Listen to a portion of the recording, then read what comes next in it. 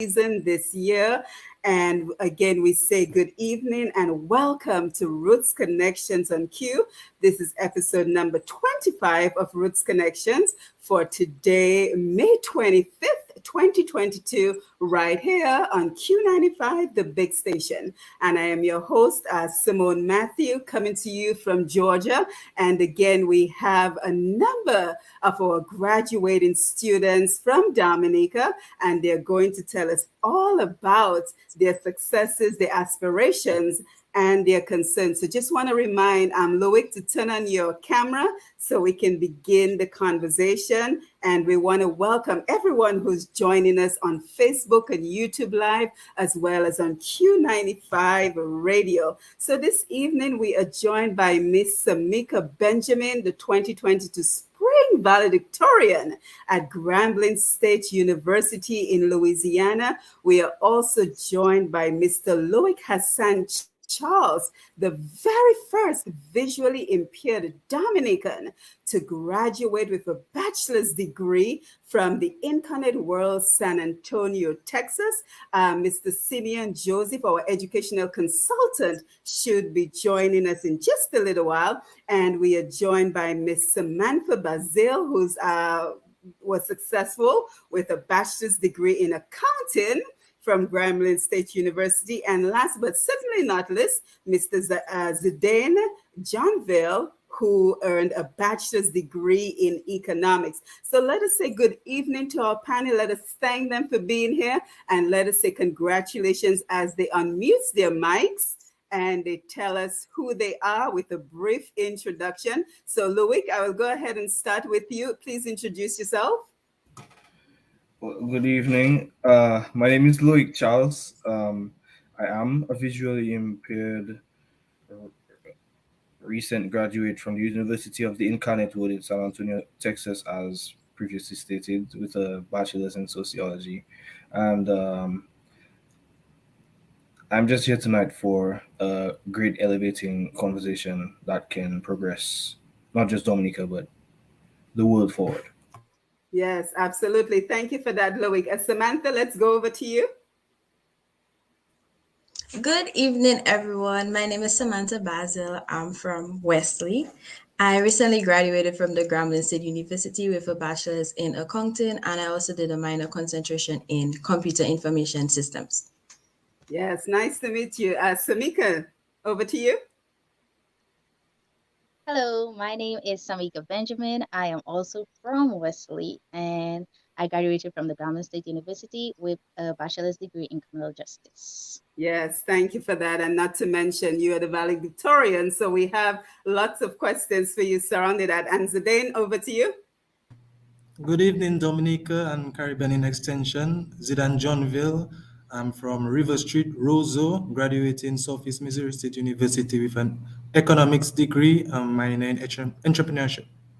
Yes, nice to meet everyone. So again, we're very excited to have you guys with us this evening as we talk not only about your successes, but also about your aspirations, your dreams, and of course, your concerns for Dominica and the wider Caribbean. And by the way, before we get started, let me take a minute to thank everyone who continues to connect us to the wonderful guests that we are able to bring on this program. And today we are thanking Miss Abigail Christmas. We are thanking Dr. Randy Glean, as well as Mr. Tim Dura for connecting us to the guests who are joining us here this evening. So again, thank you for being here for another episode of Roots Connections on Q. As I mentioned before, we are live on Q95 Radio. We're also live on Facebook at Q95 FM Radio. So if you're listening on the radio and you would like to see our lovely guests this evening and you want to post a comment,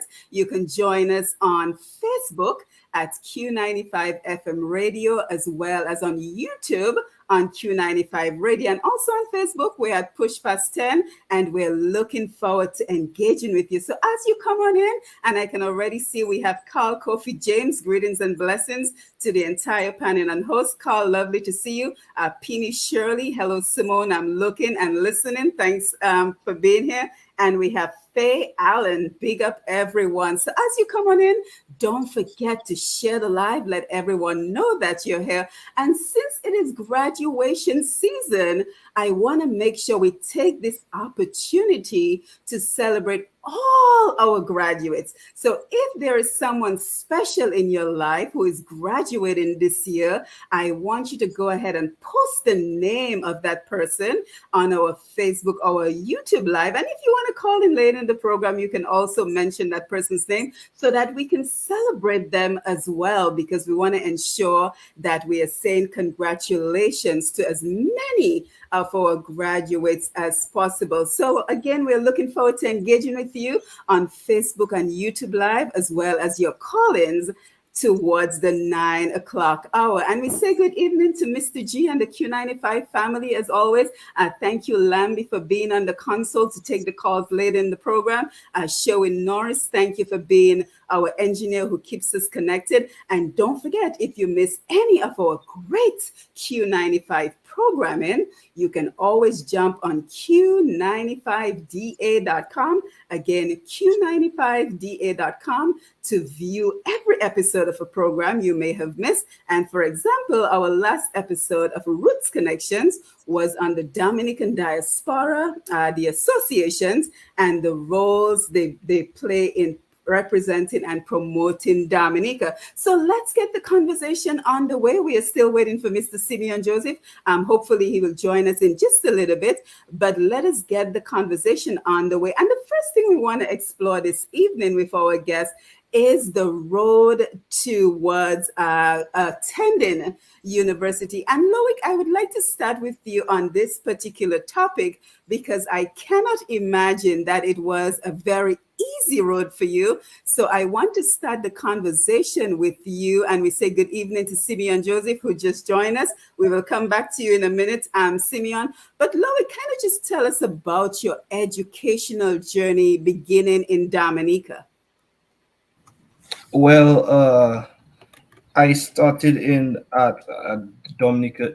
Well, would you like me to start from tertiary or primary? Primary. Mm-hmm. Okay, so I started from the Berean Christian Academy, thanks to folks like Sister Tina and the Lifeline Ministries, the Dominica Association of Persons with Disabilities, and also the good folks at the Berean Christian Academy, Mrs. Thomas and the others. They were Miss Henderson. They were very instrumental in aiding me there, and they were very accepting of me. That went smoothly. I was able to go through using Braille, using my laptop, the Braille, the screen reader software called JAWS. I was able to use that to use the computer and get around, navigate, do my writing. I went through high school that way, had all my books scanned through the APD, textbooks, and all everything. And then college, DSC was basically the same thing. I was more or less on my own sometimes for that too, with like just getting book PDFs online and the whole college also. And yeah, that's how it was. Absolutely. Now, is this a common practice in Dominica, in your opinion, that students who are visually impaired are aided and assisted the way you are? Yes, Okay. I do not know too many, but the few that I do know, that is the method in which, because I mean, if I'm not mistaken, I was the first student who had to kind of go through those things and kind of experiment. They had to kind of experiment with those things. I was kind of like the trailblazer of sorts in that sense. So I, Mm-hmm. in learning the braille, learning how to navigate with that, they sent a regular teacher to learn to be trained in braille so that she could then teach me braille, and so Wow. that aided that armed her with a new skill, which she could then pass Mhm. on to a child or to a few children, a few blind children, you know. So Oh, that is excellent. That is wonderful to hear that you were given that opportunity to learn and study using Braille and other technology yeah, to be able to yes. advance all the way to your bachelor's degree. So, again, congratulations. So, let us switch over to Mr. Simeon Joseph for just a minute. He's our veteran expert consultant, educational consultant. So, I always look to Simeon, and I'm always grateful that he takes time to join us on these programs just to lend his expertise and kind of just put everything into perspective for us. So, Simeon, we're into yet another graduation season. So, kind of just put into perspective, hundreds of Dominicans are graduating this year, and hundreds and thousands have graduated in the past. So, let's just start the conversation by you putting everything into perspective for us today. Unmute your mic.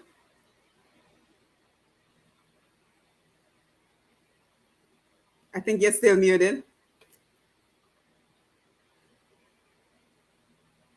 We may have to come back to you, Simeon. Work on unmuting your mic, but in the meantime, let's go over to Samika while Simeon unmutes. Let's go. Are you Yes, hearing me let's now? do Are you it. hearing Let's me do now? it, Simeon. Yes, we're good. All right.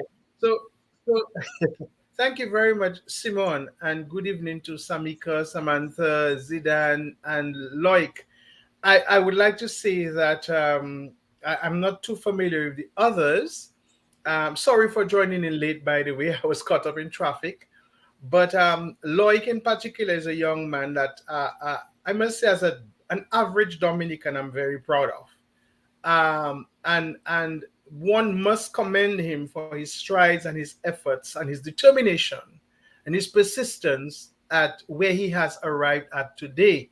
But similarly, while I commend Loic, I would also like to commend the Berean Academy, because my experience as an educator is that I have every student that I've met who has attended Berean Academy in my lifespan as an educator, I'd like to say that I'm very proud of what the Berean Academy has done, the students that they have produced, the not only in terms of their academics, in terms of their demeanor, in terms of their general attitude, their outlook of life, their personality, their interpersonal skills. I can name many students whom I know attended Berean Academy, and I've always admired the graduates of Berean Academy. So hats off to them.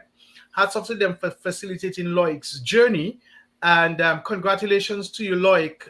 You are a pioneer. You have spearheaded, how you call it, a trail for many other Dominicans who may be physically challenged. And I'm sure you are also an inspiration. As a matter of fact, I know you are an inspiration. So hats off to you.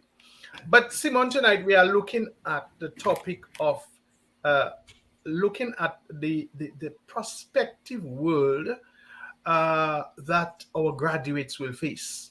Okay, we are looking at the fact that when we look at the numbers of our students who have graduated from high school, you can even say to from maybe primary school soon and from university, um, the world in which they are journeying, okay, the doors in which they are going through new thresholds, spells a number of things, okay, particularly when you situate them in the context of Dominica.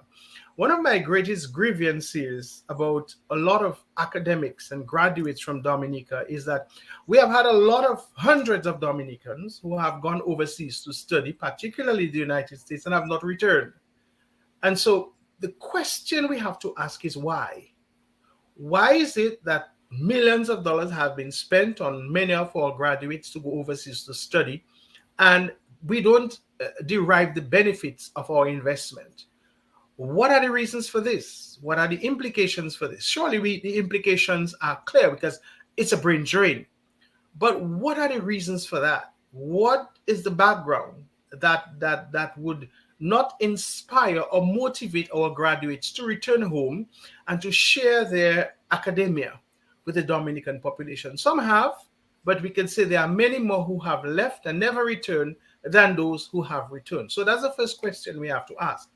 The second question we have to ask tonight is, when we look at the threshold, when we look at the new doors that these young people who are graduating from high school have to enter, we have to ask our question. The question is, what is the space? What is the platform that is being created for these young people to maximize their potential? Okay, be it going, leaving high school and going on to college, leaving college and going on to university, or the very fact of obtaining employment, being able to invest their knowledge in various fields, in various spheres, in various disciplines. And that's the question we have to ask. And I'm glad, I want to commend you for having these young people on the panel today. I always have to tell myself I don't belong there, because I mean, it is now their time, their space, their opportunity to share the platform. That's why tonight I don't want to speak too much. Let's go to hear from them. We need to hear from them. What do they think of the possibilities of having finished their education journey thus far and moving on to whatever sphere it is? So the questions we have to ask is, what opportunities are there in our country, Dominica, for our young people who have graduated from whatever educational institution to maximize their potential? Okay, what are the opportunities for their professional development? What are the opportunities for entrepreneurial explorations? What are the opportunities for educational advancement? What are the opportunities for employment? And so these are the questions we have to ask ourselves, because you see, in the realm of education and graduation is something called human resource development. Okay, that we have to, and the word human resource must not be taken lightly. These are deep rooted, this is a deep rooted terminology. These are two words that when we look at it, we're looking at human resource. Okay, how do we develop our people so that they can explore their fullest potential and maximize that? In other words, how do we develop our young people mentally, physically, professionally, so that when we when they are able, in other words, to reach a position in life where they can be successful, they are not encumbered, they are not facing any obstacles and difficulties, that the road before them is not laced with disappointments and discouragement, that it is they would be embarking on a plane, a trajectory that is leading them towards success. And the disappointments that they will encounter, the difficulties that they will encounter, will only be not barriers, but hurdles that they can overcome to strengthen them, to inspire them, that they can learn from, and that they can grow. So we have to look at the whole question of, in terms of human resource development, when we educate our people, when we form our people, when we train our people, how can they maximize their potential? And make no mistake about it, our graduates are embedded, are pregnant with all different types of resources. Okay, one of the worst situations in life is when a young person cannot have their candle lit and light that candle into the world out there.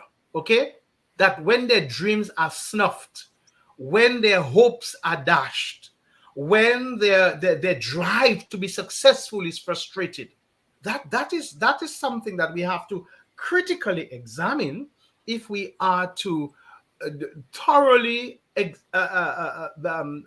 analytically review what opportunities are there for our young people to maximize their potential so that they can become fully alive human beings in the world out there. This is the 21st century. This is 2022. We know that there are a myriad of opportunities for young people to develop themselves, for young people to learn. Simone, when I left high school and sixth from college, there were very fewer opportunities that we had than the young people today have. We had to struggle much more to obtain and to achieve where we wanted to achieve. and so doors have been opened. But in as much as the doors have been opened and the opportunities have widened, we have to conscientiously ask ourselves, what platform are we creating? What opportunities are we opening up? What foundations are we laying for our young people who have graduated from high school, from college, and from university to be able to tap into their potential, that resource base that they have developed, and become more thriving human beings and more successful citizens? And I Yeah, think and these I are the think questions we need to raise. I just like to raise at the very beginning of this yeah. discourse. Yeah, very good questions, Simeon. Thank you so much. So it's all about talking about how do we maximize the potential of our young people. So I think it is great that we have four of them joining us today. So what I'd like to do, I would just want to go around the room right now and just kind of tell us about your educational journey. So Loik has already presented. So Samika, let's come over to you, and then Samantha and Zidane. Zidane. Not if I said it right. I'm working on his name. Yeah, so let's just go around the room and just tell us about your educational journey from Dominica to the college you eventually attended. And then what we would like to do as well is talk about your challenges and your successes along the way. So, Samika, let me come over to you. Okay. So initially, the transition from Dominica to the United States, obviously, it was overwhelming. I didn't only have to transition into a new school, but a new country with different cultures and so on and so forth. However, I will have to give Grambling State University their credits because the environment was very much welcoming. I felt very much like at home, and I didn't feel like cast aside as an international. They were just like simple courtesy, like opening doors or greeting you, telling you hello. That was a norm on campus. Transitioning into class was also great. I had lots of good professors that not only that took an interest in me and encouraged me within the classroom and outside of the classroom, giving advice and so on and so forth. I Oh, I think there's a feedback. Yeah, something else on? Try again.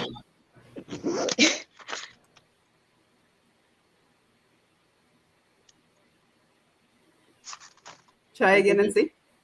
did you hear what I said? Yes, I can hear you. Go ahead. Okay, so did you hear the first part of what I said? Professors Okay. who took interest in you. Yes, professors took interest in me and they gave me advice in and out of the classroom. Mhm. Um, I'm sorry, I lost my train of thought. Yeah, so it was a welcoming environment. Is that what you're saying? Now, is there a Dominica Student Association or any association that you Yes, belonged to over there that assisted you? yes. So, oh yes, that's what I was saying. Apart from the administrative staff, I also had family on campus. I had my cousin, so that also helped. In additionally, we have our international club, ISO, International Student Organization. I was also a member of that club. And we tried to bring the Caribbean to the United States. But this semester alone, I can speak, we had a lot of activities. There were cuisine. We had a day called International Day in CAF where we would have Dominican cuisine. We would cook our own food. And that way we could for that day, we could embrace our Caribbean cuisines. Then it had, I think, where we had this thing in CAF again where this event also took place where we had to showcase our culture. So we had the Wub duet, like our own Creole Day kind of, and we talk about different language, introducing it not only to Dominicans, but there are also other international students there. So we got to learn a lot about different cultures and stuff like that, not only within the Caribbean, but um, out of the United States because it's international. Also, we also had a carnival, a mini carnival, where we dressed up, had our costumes, parade and stuff.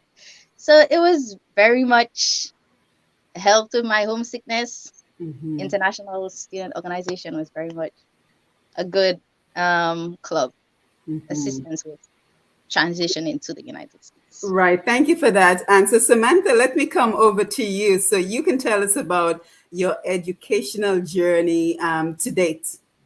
Okay, so I started in the Wesley Primary School, then I went to Northeast Comprehensive School, and then I went to Dominica State College. Now I have to say thanks to Dominica State College because it also helped with my transition to Grambling State University because Grambling State University takes Dominica State College credits.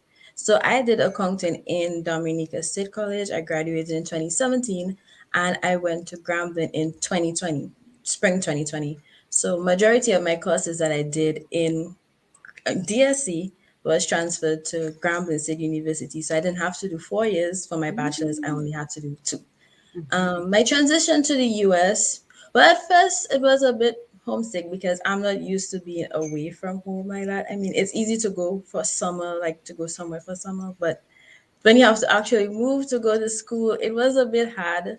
But there are a lot of international students, as Samika said, on campus. So it really calms your nerves. The students are also friendly. The professors are really nice. They also help you to like get through school. So that helped a lot. And she did speak a lot about the International Student Organization. I was a part of it as well. I was a treasurer. So I was also hands on a lot of the activities that we did for internationals. So it also helped with us. Mm-hmm. Yeah, excellent. Zidane. I got it right. You definitely got it right. Yes, thank you. Over to you for your journey. All right. Good evening, everyone. Again, my journey started out in St. Mary's Primary. I graduated in 2010 in St. Mary's Primary. Moved over to St. Mary's Academy, where I graduated in 2015. Pursued associate's degree in economics and mathematics in Dominica State College, where I graduated in 2018. Um, then I moved to St. Lucia in 2018 for 2 years, where I worked, and then I went to Southeast Missouri in 2020, where I pursued my bachelor's degree. The transition from the Caribbean to Missouri was a quite unorthodox one because, unfortunately, for my school, there is no Caribbean culture or Caribbean students there. I believe, I was the first student from the Caribbean to attend Southeast Missouri. So there was no welcoming at all. Wow. I actually I actually landed in St. Louis, which is roughly 200 miles from Cape Girardeau, which is where the school is located. So when I landed in St. Louis, I remember clearly I had to actually sleep in the in the airport because there was just no welcoming whatsoever. It Oh, was my. quite a challenge, but I definitely overcame it. I I landed in January, which is in the winter, so there was definitely a culture shock as well. In Missouri, it snows often, so that was definitely a culture shock. But I came in January 2020 and graduated in 2021 of December. So Wow. So what helped you to adjust to all these challenges? I believe my last day in Cape Girardeau, Missouri, I was still adjusting. It was definitely a challenge. However, I set to university with a goal, and no matter what challenge it was, what impediment, I my intent was to overcome it no matter what. So whatever it was, whatever environment, whatever culture shock, even though there was no welcome, I definitely overcame it because I had my goal in mind. And you're a true Dominican, that is how we approach the world. Whatever the challenge that comes our way, our minds are set on achieving something. And so we continue to persevere. So as we continue talking about challenge, Loik, let me come over to you so you can just tell us. And what I want to hear from you guys is what were you not prepared for? So we have the International Students Associations that were very helpful in assisting Samantha and Samika. But what were you not prepared for, and how, like Zidane, did you adjust to your new environment? So, look, I'm sure you had some challenges that you were not expecting when you made the transition. Well, as a matter of fact, I had a few challenges which were not necessarily what I wasn't prepared for, but Mhm. more or less what I had no control over for a certain period of time, because upon arriving or getting set up at school at the on campus in my dorm, after realizing that my dorm, the first dorm I selected was very far from where the cafeteria was at, and I essentially I was lucky that I had a roommate who was able to help me around and took me down to the cafeteria, so on and so forth. But for in the couple of weeks, I mean, I was actually moving along quite well, as a matter of fact. But then in a few weeks, like in 2 to 3 weeks, the school actually had a meeting with me, and they asked me like they actually wanted me to move to a closer room because they felt like they were they wanted me to be safe. The other thing is that my campus has shuttles, but they don't run on the weekends, so that is also something else. If I'm staying like basically 10 minutes or 8 to 10 minutes walking from the cafeteria, but it's still on campus, uh, and then if I don't have someone to take me, I more than likely may not be able to learn that route. That is a long route to learn in such a short space of time. But that's one of the it was a minor challenge. But I'm someone who's always I'm always well, I wouldn't say outgoing, but I'm a quite social person. I don't approach people for obvious reasons. I mean, I'm blind. I wouldn't know who I'm approaching, but Right. I do. I'm welcoming. I have conversation. I get to know people and I make friends and that's how I help myself and get my way around. I'm always a good I'm someone I'm a sociable person, I'd say. Mhm. Now, So did your college have experience with other visually impaired students? And just kind of tell us, how did you navigate your way around the college?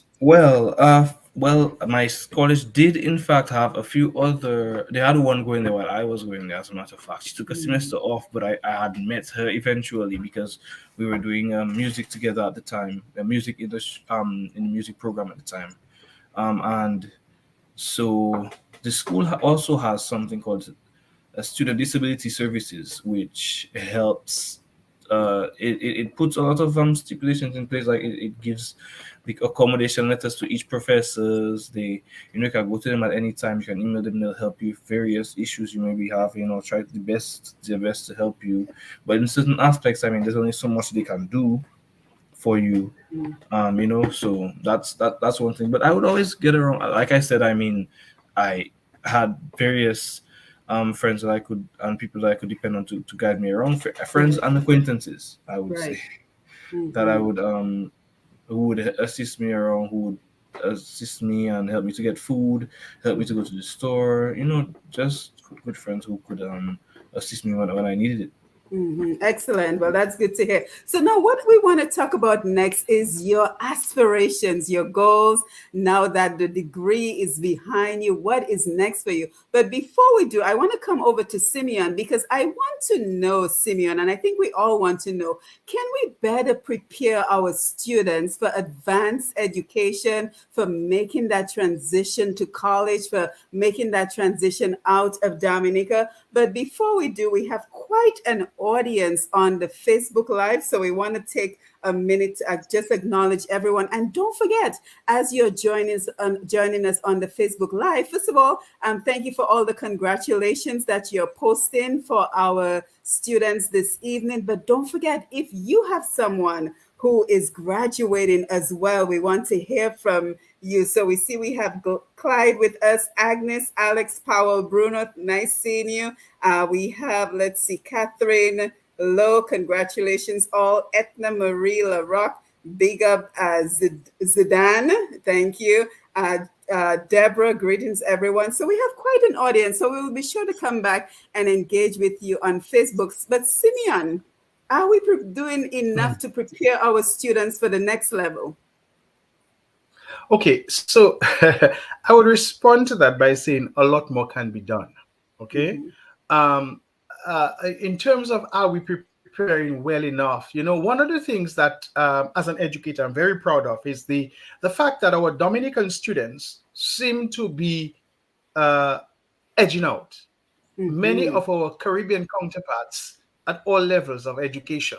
We Absolutely. look at CXC, we look at other CAPE exams, we look at other exams that our young people do. And I can say that from the perspective of the pedagogical, okay, because we have to look at it from different dimensions. Okay, so from the pedagogical perspective, which is the teaching and learning perspective, I think we are doing quite well as a country in terms of how we prepare our students academically. But that can be seen in two streams. One of and I will deal with that later. Let us first deal with the positive.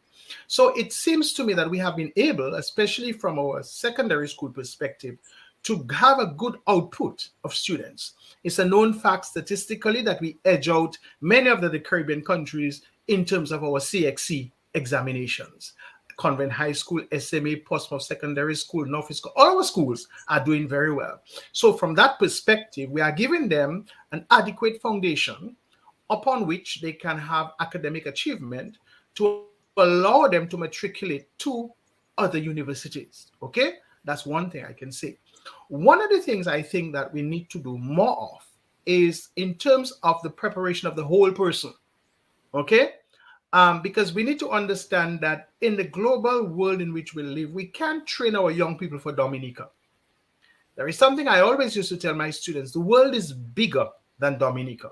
And I'm sure these young students here who have traveled, for instance, Zidane, the experience you went through, and Loik, and all the students can tell you, once you would have landed overseas, you see a completely different world from the little island that you left in terms of people's thinking, in terms of people's lifestyle, in terms of how people's perspective. Even you could say a simple thing like Dominicans like to sit down and mind people business and discuss people business. When you step on another level, these things hardly happen. Okay, I think what we need to do is better prepare our students for the wider world that they have to encounter. So, for instance, we need to ask ourselves certain questions, and let us take it all the way back to primary schools.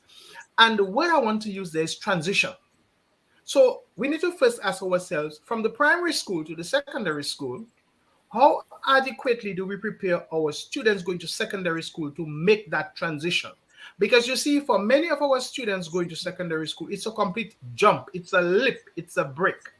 So what we need to begin to do, and I'm talking about preparation, is even when students are in grade 5 and grade 6 in their primary schools, we need to already begin to orient them as to what secondary education is like. So there needs to be that greater collaboration between the primary schools and the secondary schools, so that when our students go to secondary school, it's a smooth transition. They know what to expect. They know the difference in learning. Because, many students will come and tell you, our teacher didn't teach me that, not knowing that secondary school is of a totally different approach. Similarly, the same thing has to be done, to my mind, to the Dominica State College, and now we have this other institute in Dominica that the SCAPE. There is also a divide.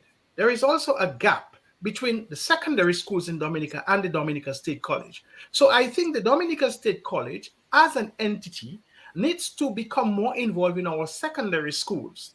Because there is no doubt, I think all of the students who have been to the State College will share with you the frustrations that they encountered at the Dominica State College, which seems to be an unending story, which seems to be a repeated frustration being expressed by many of our students who go to the State College, that it takes a long time to settle down, that the world is different, that the process of management is something that is a bit frustrating, because their classes and their credits and their exams, I'm sure they can agree with me on that.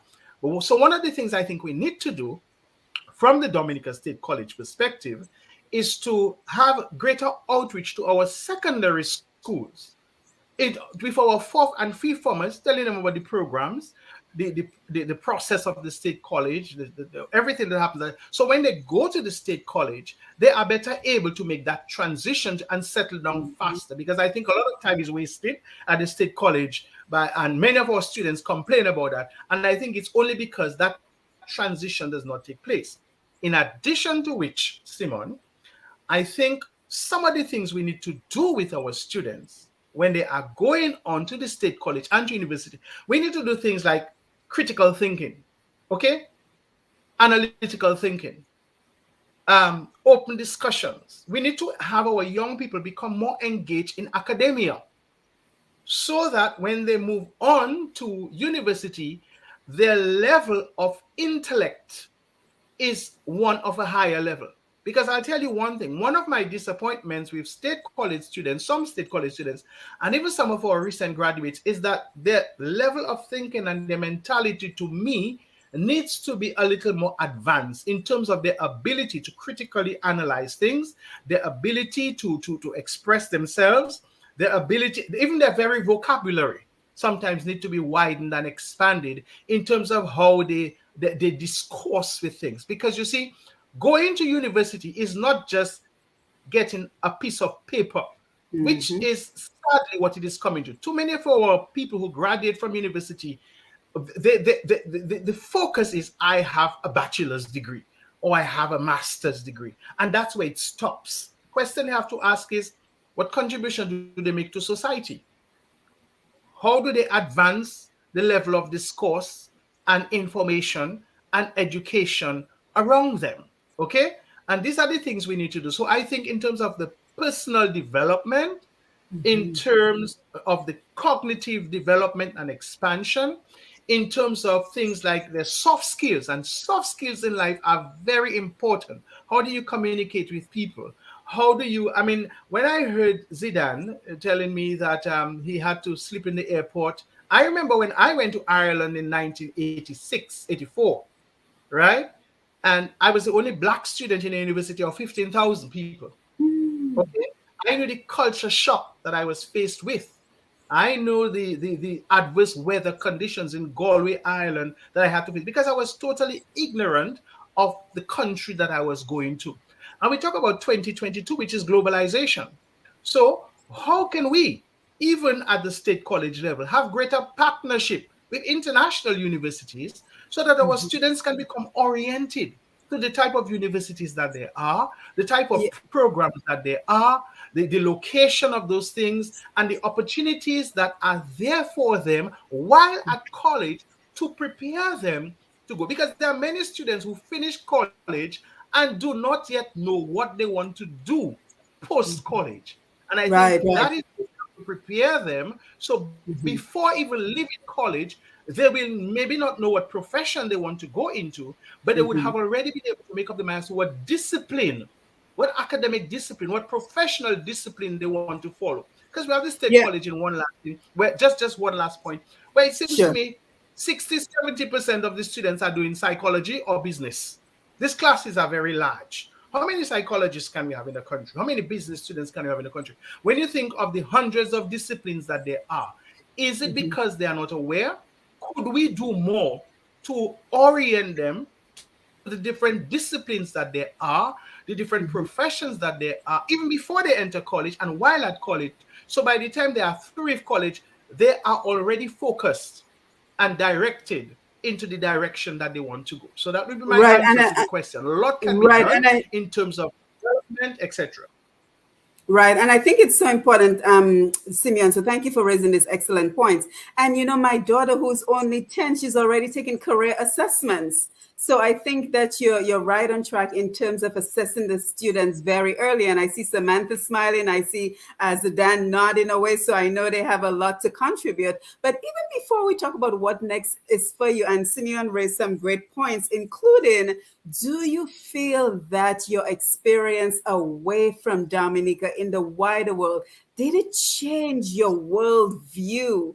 Did you come to see the world differently from when you lived in Dominica? And I also want to say congratulations to the State College, the Dominica State College, because unfortunately, when me and maybe Simeon as well went to Civil Call, we did not receive transfer credits to go to university. No, So I none. want to say congratulations that the State College, and I'm hoping to engage with them on one of my programs. I want to say congratulations to them for ensuring that, when folks like Samantha and Samika went over to Grambling, they did not have to start from scratch, because I had to start from scratch. I got no transfer credits. So it is a step in the right direction. So as we get ready to talk about your dreams, your aspirations, let's go back to that question about, did your college experience change your worldview, Zidane? Yes, my college experience definitely changed my worldview. I And think in what way? it gave me a very mature approach to life. Living the Caribbean, a young student, I would say, and going into that real world. Even though I was still a student, you need to mature really quick in order to adopt to a lot of moving things happening around you. You need to be able to be part of the real world, I should say. So it definitely changed me. It it's either you sink or swim. You need to grow up Yep. really quick in order to go forth with the times. So it speaks very well of teaching our children to be independent from a very young age. Would you agree? Very much so. Very much so. Absolutely. Samantha?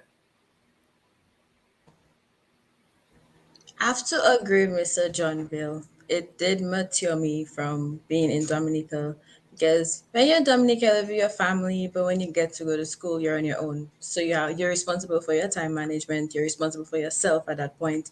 You have to ensure that you get up for either work or for school. And it gives you a more mature mind. So you're able to see life by yourself. Like, how do you live in the real world? How will you live after school? So I have to say it matured me a bit from when I was in Dominica to now. Right, because think about it, in Dominica, you have your parents paying your bills. You don't have to keep track of, when your phone is due, or when your lights payment is due. And then when you're on your own, you essentially have to do it also. So, Mika, as I come over to you for the same question, I wanted to tell you, and again, congratulations on being valedictorian. So, how were you able to achieve that success? So, two questions for you. It changed your changing worldview and your success as valedictorian. Okay, my experience at the university helped mature me, as Samantha just said. You are away from your family, so it helped me to be a better decision maker, which is one of the things I struggle with. If you have to make a decision, you say mommy, or you ask your sister for help. In that moment, my I had to make decisions, on spot decisions, or sometimes whether it be minor or big decisions. It helped me to be a better critical thinker, as Mr. Simeon pointed out, that is one thing that we should, as young people, develop critical and analytical skills. And yes, okay, so I think that also had a reason as to why I was valedictorian. I was on my own. If I feel it was my fault, so that Yep. put a lot of pressure on me. And I also had like to make my family proud and God, because through Christ all things are possible. And there are times where I felt overwhelmed and frustrated, but if you cannot do it, you go down on your knees and you pray, and it helps. So I encourage everybody, you can do it. If you believe in yourself, nothing is impossible. Yes, absolutely. Very well said. And Loik, speaking of frustration, did you ever experience frustration to the point where you were thinking, oh my God, this is just certainly too much? So answer for us any frustrations you may have faced, as well as, did your college experience change your worldview?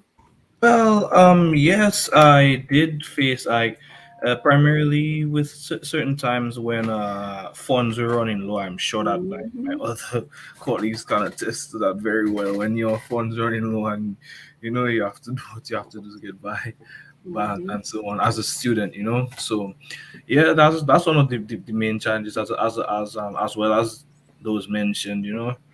And what's the other question? I'm sorry. And frustrations? Oh well, yes, that was the frustrations And with worldview? financial Did it worldview. change your Oh, my worldview? worldview, definitely, definitely. Because first of all, one of the biggest and most important things, well, to me about, or the things I like the most about my school is that I got to meet students from around the world, like international students from around the world, and kind of like bond with them, or kind of get to know or understand, connect with them on a similar platform, or in a similar, we had something in common, in other words. So that was something that I was very keen on. I was really really happy about that, well, in a way, of course, that I got to connect with like-minded students from different parts of the world. But it did, yes, it did force me to shake up and buckle up. Although I was thankfully, the way my mom raised me, I was always an independent young blind person from since I was a young guy. So Mhm. I I could manage quite well. And what I can't, I mean, thankfully I have people for now around to assist. So Yeah, absolutely. And of course, the question on everyone's mind in the audience as we talk about what is next for you, and Simeon kind of hinted to it. Who among you is returning to Dominica to seek employment? Where will you be seeking employment? What is next for you? So, just a general question in terms of what is next for you. Are your plans to return to Dominica? And if you do plan to return to Dominica, what do you think are your prospects for employment? And if you don't plan on going back to Dominica, what are you looking at for your future? So the floor is open. Anyone wants to go first? well, yes, I would like to go first, even if I just spoke, if that's okay. That's okay. So my my future, well, actually right now I'm currently, so I applied for what is called OPT, which is Mhm. optional practical training. It enables an international student to remain in the US for a year after graduating legally, even if they may have some form of student visa, whether if F1 or J1, to gain employment. They have a certain amount of time, however, after which, like for instance, I believe it's 60 to 90 days, I forgot what it was, and after that, if you haven't been able to land anything, then you would need to exit the states. But I'm currently looking for something in the line of social work, something to do with either counseling or um, something of the sort, um, to do with youth, because I'm very much for the empowerment of the youth and also the differently able community, not just regionally or locally in Dominica, but globally as well, as much as I can. And I am, my primary goal, if this obviously if this OPT had falls through, is to come. I would like to come back and contribute to my country, because I Mhm. mean Dominica is a country, as Mr. Joseph rightfully puts it, there's a lot of room for improvement in a lot of areas. So education being one of them. Education is one of the things that I'm, and when I say, oh sorry, not economics, but social, just social equality. That's something that I always am interested in, especially Mhm. being someone from a vulnerable group, or you would say more than one vulnerable group, being a disabled person. And as since I'm in the US, being an international is, I would consider as another vulnerable group. Mhm. So yeah, that's part of my goal. So I guess I would say I kind of look at it as covering all bases. I have a plan Mhm. for staying here, and I have a plan for if that also falls through. But my plan, that's not a plan B, that's just my second plan A. Sounds good. Simeon, you wanted to say something? Yeah, just a question. Can we find out over the majors? What did each of them major in? Yes, let's have a repeat What of is your the majors. Loik, your My major? major, oh sorry, my major is what's sociology with a minor in marketing. okay? Zidane? My major is economics with a minor in entrepreneurship. Mhm. Samantha? You're listening, Simeon? Very important Yeah, I majors. am. I am. Yeah. Accounting with a minor in computer information systems. All skills we need. Samika? Criminal justice. All right, so What's that? let's go back to criminal What she did? justice. What's Criminal oh, criminal justice. justice? Ah, that's All fields interesting. we need. So let's go back to the question, and then Simeon will come to you for your thoughts. Zidane, what are your plans, your aspiration, your dreams, your hopes for yourself? Well, Mr. Joseph posed the question as to why do we not come back after we graduate. He also mentioned that the bachelor degree, master degree, whatever you're aspiring for is just a piece of paper, and I believe that is rightfully so. Education doesn't end after you get that piece of paper, especially for Mhm. me. I graduated with a bachelor's degree in economics. However, although related, the field that I am currently in is not economic related.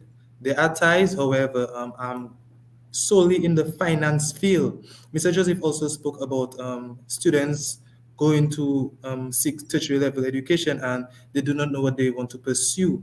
I think I am a testament to that because going through high school, I was a science student all around chemistry, physics, biology. I moved to Dominica State College where I was a triple major in physics, mathematics, but I also took economics because I felt like this might not be the path for me. I didn't know, like Mr. Joseph rightfully said. Um, I dropped physics while I was in Dominica State College and graduated with economics, mathematics. I moved on to Southeast Missouri, where I graduated in economics. So I'm like, okay, economics is definitely the way to go. And unknowing to me, that is not what I wanted to do. I'm in a finance field right now, and I feel like even now, after I get the paper, the bachelor's degree, I cannot come to Dominica and contribute how I would like to because my education has not ended.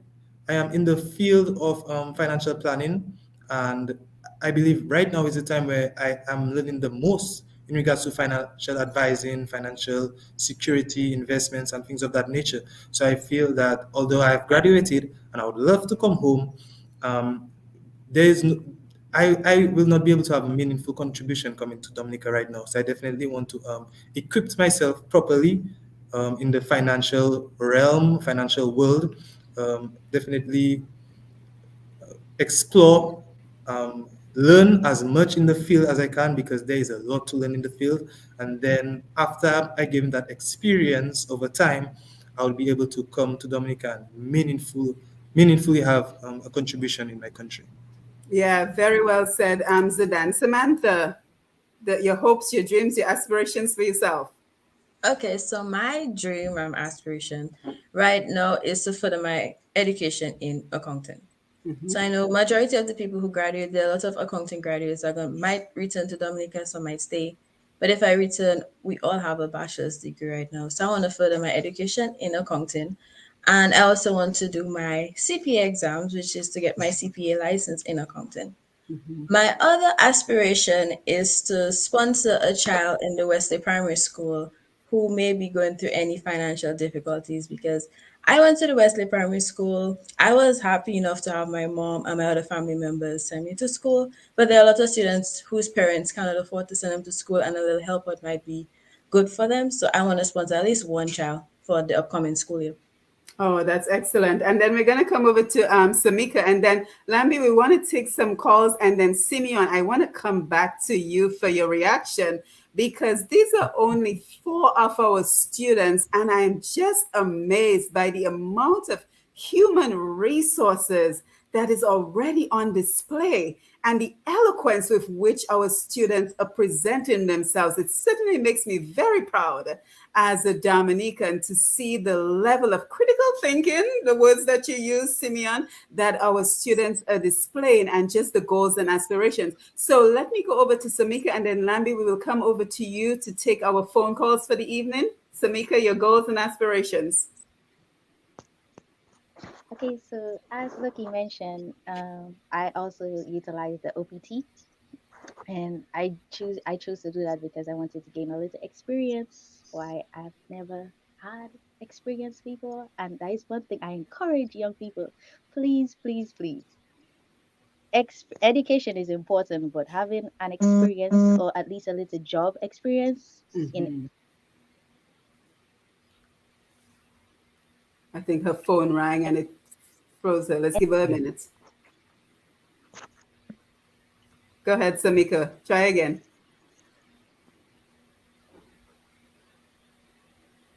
I Can you think hear she me? maybe. Yes, go ahead. Okay, can you hear me? Yes, go ahead. Yes, you can. Yes, you can. Okay, so yes. So that's why I was encouraging people, students, whether it is a summer job or anything, experience is important, especially when you want to transition into a career. Having that that experience can prove that you are you are determined and you have some level of qualifications within the labor force. Mm-hmm. Also, after my OPT, I plan to go back to school to further my education in law. Mm-hmm. Yes, excellent. So let me come over to you, so we can take some phone calls for the evening, and then Simeon, I want to come to you for your reaction to all the human resources that is on display right now. Good evening. You're viewing or listening to Roots Connection right here in Q. Taking your calls, the numbers are 449 3095, 449 3096, 449 3097, 616 4257, 305 432 9624. Let me run those numbers one more time. Numbers are 449 309 596 and 97, 616 4257, 305 432 9624. We're standing by for your calls. Back to you, Simone.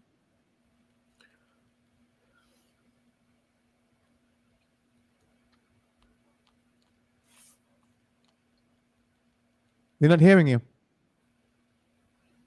I'm muted. I'm sorry. Thank you for that, Simeon and Lambi. Yes, so again, if you're just joining us, this is Roots Connections on Q. I am Simone Mathieu, and today we are congratulating and celebrating our 2022 students, the graduating class of 2022, and we're also looking at how can we maximize their potential, the prospects for maximizing their potential. So we've gone through a lot of the program already. Of course, if you've missed anything along the way, don't forget you can go back on Facebook, you can go back on q95da.com, and you can catch the entire program. So in case you're wondering, our guest, Miss Samika Benjamin, the 2022 valedictorian at Grambling State University, Mr. Loik Hassan Charles, the first visually impaired Dominica to graduate with a bachelor's degree. We also have our educational expert, our educational consultant, Mr. Simeon Joseph, as well as Miss Samantha Bazil,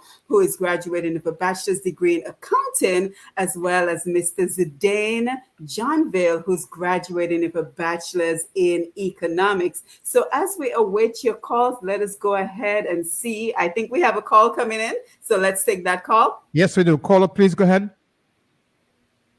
Hi, good evening. Good evening.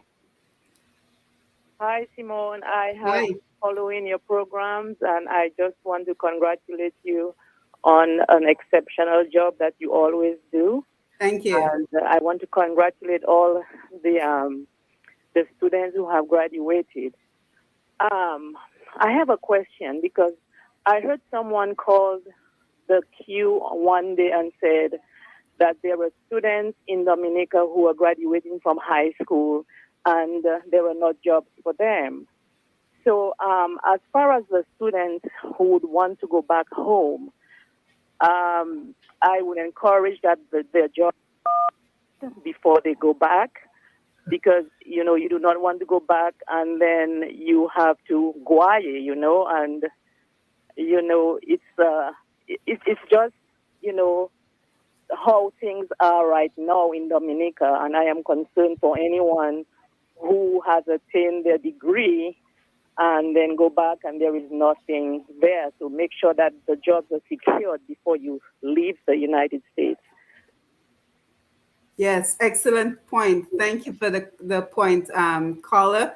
If we don't have any more calls, let's take some of our Facebook comments. We have quite an audience. Laurel says, congratulations all. Ingrid Paul, great to see you. I see my mom, Medina Senhouse, is with us. Paul Matthew, great to see you. We have David Joseph also joining us.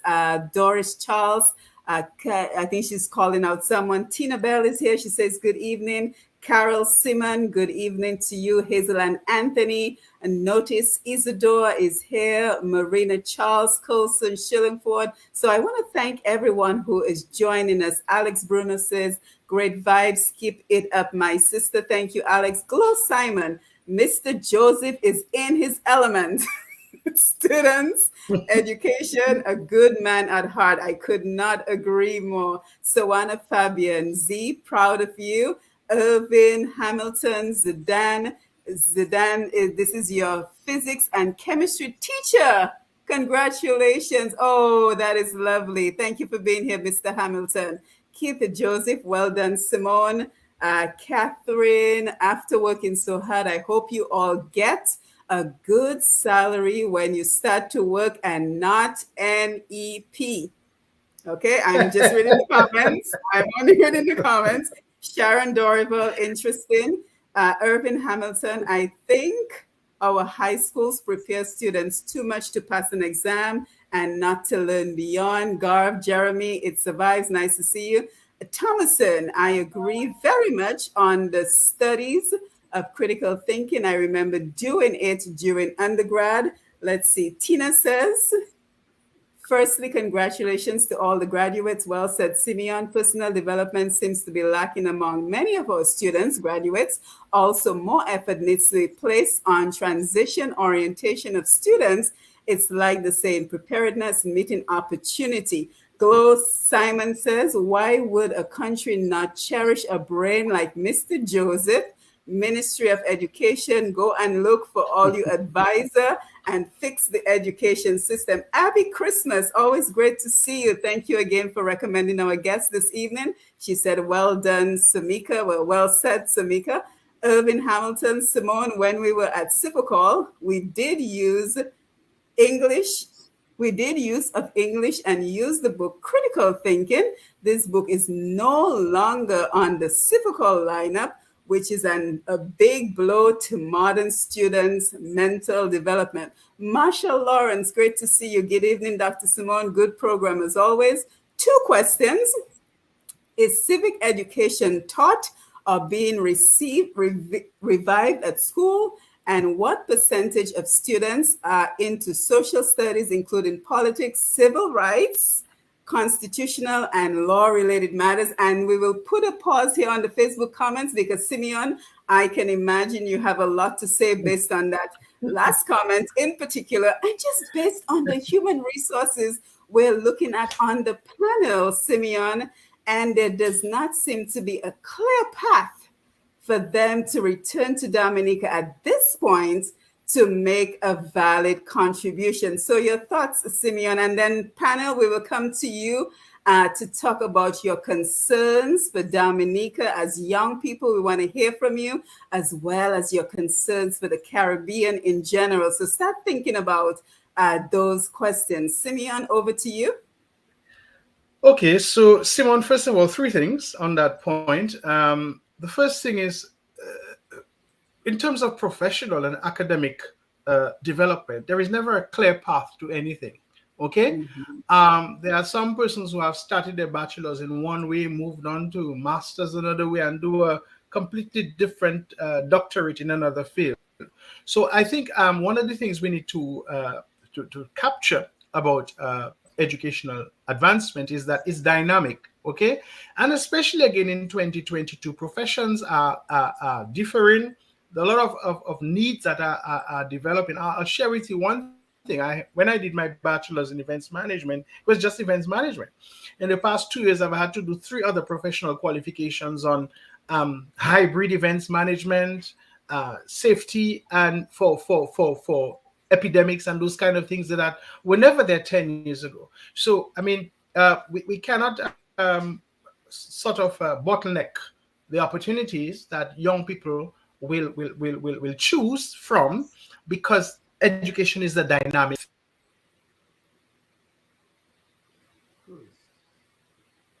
gloomy with you. 2 weeks ago, because I'm a very data-driven person. Okay, I'm a very I'm not somebody. I love existential reality, but I also like to deal with data. Okay, so I purposefully picked up my phone, and I said I'm just going to call 20 students whom I knew were overseas to find out what were they going to do once they graduated. 20 young people whom I know, and one of the telling things that I can one of the telling things that I can share is this. Simone, 19 of the 20 young people whom I spoke to told me that they're not coming back to Dominica. Wow. That was very telling. So from a microscopic perspective, that 20 is just maybe a drop in the bucket from the large number. But I would love for somebody to do a survey on the number of students who have graduated, the number of students who are graduating, those who have come back to Dominica to work, and or those who have recently graduated or how many intend to come back to Dominica. So that raises many questions. And this is a sobering reality that we have to embark upon and ask ourselves, why is it that there is no keen interest to return to Dominica? Could it be for professional development? Could it be for continuing education? Could it be for advancement in whatever field they are in? And I am happy to hear that the young people on the panel tonight all have also very, I would like to encourage them, because the fact that you have already mapped out in your mind what your next steps are, I think is highly commendable, and they must be congratulated for that. It means, therefore, that you have chosen not to be latent in your academic pursuits, because that can happen to some people, you know. And the caution I would like to give them is, in your academic pursuits, do not see your academic achievement as a chip on the shoulder or as some arrogant aggrandizement of having achieved some graduation and therefore you are above and better than everybody else. I'd like to caution against that, because that could be and can be the tendency sometimes. The sobering questions we have to ask ourselves is this: what is there for our young people? What are the employment opportunities? What are the professional opportunities? What are the occupational opportunities? How many of our young people have returned to Dominica and can't find a job, or, as you rightly said, have to end up in an NEP program or as some apprentice somewhere? Okay?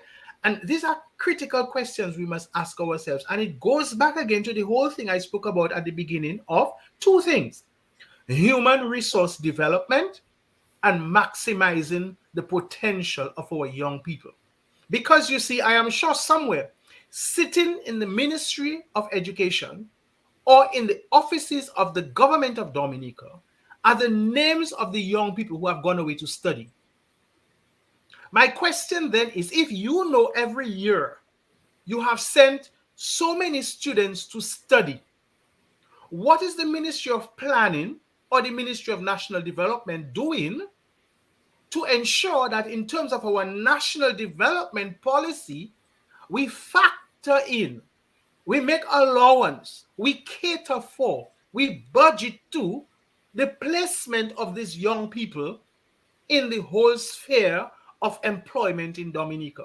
Or are we just sending them out just to say, as part of a political achievement, that we have sent so many students to study? What is the purpose in sending students to study if you cannot create employment for them, if you cannot create opportunities even for them to utilize their training and their learning in the different spheres of the country? Because when you look at it, okay, most of the students have done business. All right, fine. So what, and I'm happy to know that somebody did business or economics and sociology, Mm-hmm. which is a very Yeah, good, Zidane uh, and very Loik. good Uh-huh. thing that somebody could go into the physical planning department, for instance, or some area of government to assist. Okay, I heard somebody an entrepreneurship. These have, Mm-hmm. and even criminal justice. How are we catering for those disciplines to be factored into the whole employment base of Dominica? And again, the question must be asked is, if you are regularly sending students to study from a government perspective, what are you doing in the interim between they're going to study and they coming back to prepare a national plan for the re-engagement of these young people in their country? And that is where the maximization of potential comes in, because you do not want our young people coming back to the country and they have to twiddle their thumb. They have to have their hand under their chin. They have to be running everywhere trying to find employment. It makes no sense to me. And so that these are telling questions which we must ask ourselves. How is the business sector, not only government, how is the business sector in Dominica preparing its workforce to ensure that our young people who go to study can come back and be the economic advisors, the financial advisors to the different businesses? And you know, we have a lot of companies in Dominica that are family owned with children who may not know anything about marketing or management or business management. But because it's family owned, their children are there managing those businesses, where you may have successful graduates who have gone overseas and do what, a financial analytics, I think, Samantha, you did, or some kind of thing like that, to come back and to Accounting. contribute to the country. Mm-hmm. So we have to ask those pivotal, why we may ask these young people if they want to come back to Dominica. Do they have time? The question we have to ask ourselves in a nutshell is, what is there for them if they were to Mm-hmm. come back? What And you know, opportunities are there for them? And these are pivotal questions which we have to ask, because we do not want our young people having gone overseas for 2-3 years, undergoing all the strain and the stress and the frustration of study. And studying is not an easy thing. Okay, mm-hmm. only to graduate and to come back and to have to sit down with no means of employment. Now, employment is not just a job.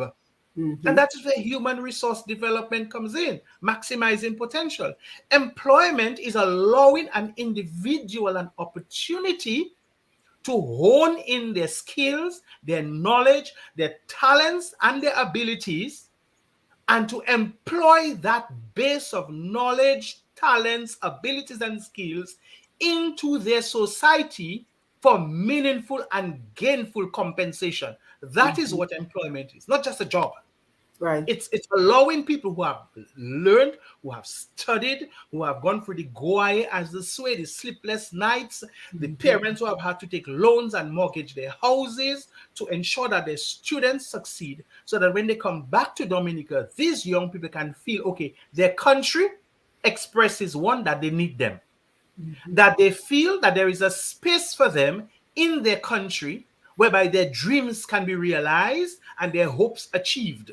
These are the things we have to look at as we navigate our thought process into how can we ensure that our young people who have graduated from universities and college don't feel doomed, don't Right. have a And sense of gloom as they seek to better their life, and mm-hmm. more specifically try to marry the experience and knowledge with the development of their country. Right. And we must also not forget, Simeon, that while our students are away studying and they choose to continue studying overseas, there are opportunities that they can still contribute to Dominica. Look at how Samantha is talking about sponsoring a student in And that's Dominica. So commendable, very it commendable. is not one or the other. Even while they're overseas, they can lend their skills to Dominica. So it is not a black and white situation where they're gone and the human resources are completely out of Dominica. Through technology, they will be able to still make a contribution. So as we go around the room, I want to just check in with you and find out, we want to tap into your mindset. What are your concerns about Dominica? with regards to education, with regards to, the society as a whole, as we have you as young people here, we want to hear from you. We want to hear what are your concerns. For example, we see a number of murders recently in Dominica. So let's just have your thoughts on, the society of Dominica and any concerns you have. Loik, you want to start? Yes. So some of the you said the concerns that we have in regards to moving forward, correct? For Dominica, any Well, concerns? yes, because in regards to in especially in my aspect in my for my situation, uh, being visually impaired, it puts me at a very disadvantaged position coming back to Dominica, or so I feel. Though I would love to, because the thing is, there's still a stigma as it relates to a visually impaired or differently abled or a person with a disability. Let's put it in layman's terms, that or this person may not be able to function fully in society, to put it bluntly, to put it in a nutshell. That's what the general consensus seems to be. The belief is that someone who is disabled is someone who is basically supposed to be helped, cared for, and kept in, and but right now a lot of young persons with disabilities are much more, and even older persons with disabilities as well are much more they have, thanks to technology and things like that, um have been able to move forward quite easily, transition into the world of the normal world, the outside world, the everyday world, and with various forms of technology, various new things that have come about, apps and things of that nature. Even when I was in school, there was a crosswalk on the street that I would walk up to. I would press the button and then it would count down. I would hear it counting down, and as soon as it says one, and it says you can cross or something to that effect. It makes all the cars stop, and then you cross safely. Like, even for things like that, is that's probably a stretch, but in terms of just simple acts of viewing a visually impaired person or a person with a disability differently as an employer, that's one of the biggest concerns I have coming back home, is being basically what you would call put in a box or viewed a certain way.